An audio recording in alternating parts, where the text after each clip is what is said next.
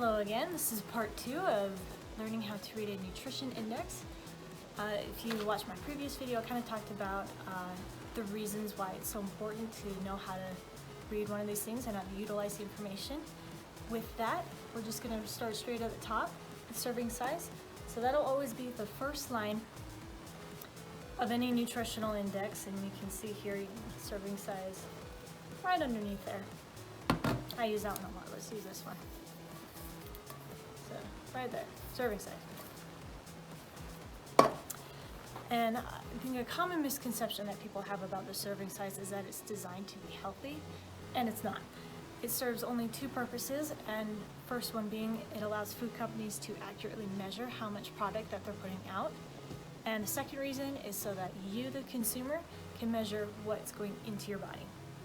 Under that, the index is divided into two sides. So on this side, you will have your nutrients are measured in grams or milligrams.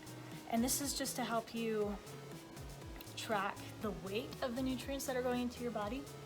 And then this side is all the percentages. This is how you can track how much of what you're eating goes into your daily count. Most food companies find these percentages based on a 2,000 calorie diet. Now, most people on average are supposed to eat 2,000 calories a day. Some people eat a little bit more, some people eat less. So depending on how much you eat, that number is going to change, but that's what it's there for. Underneath serving size, we're going to have the calorie count. I think this is the part that most everybody recognizes in the nutritional index. And there's a common belief that low calorie is good for you and high calorie is bad for you. And not to say that there is no correlation between a high calorie diet and chronic illness, there is, but something like, a fruit bar can be, one little bar, 100 calories, not really a low calorie diet or a low calorie food, but it is still very good for you. You get a lot of nutrients in there. The negative of high calories, guys, comes from foods that have a high calorie count without the vitamins and minerals and the nutrition that your body needs to work properly. Most oftentimes you see this with snack food, like, a bag of chips, or even, some crackers. But, which is why it's so important to keep a good track of how much the serving size is, how many calories are in that, so you can take that to the side, say, okay, I can eat this, and then you're good. Underneath that, we're going to the total fat. Now this is one, again, you guys, fats have been labeled as bad. And so everyone, I think, tries to avoid them as much as possible when they're trying to be healthy. Sometimes people just don't care. But the truth is, guys, we should not avoid fats entirely because your body does need fat to function, especially your brain. If you have low fat levels, your brain function just drops. But that being said, there are good fats and bad fats. And eating too much of the bad fats is where oftentimes the negative comes in. And so this section right here just tells you all of the fats from all the different fat sources in the food. Underneath that, it will be divided into 2 to 4 categories, either saturated or trans fat. Those are the most common that you will see on the index. Saturated fats come from animals, and then trans fats comes from plants. Both of these fats, you can tell them by the fact that they'll be solid at room temperature. But I did find something that has the other two, if you can see, monounsaturated and polyunsaturated fats.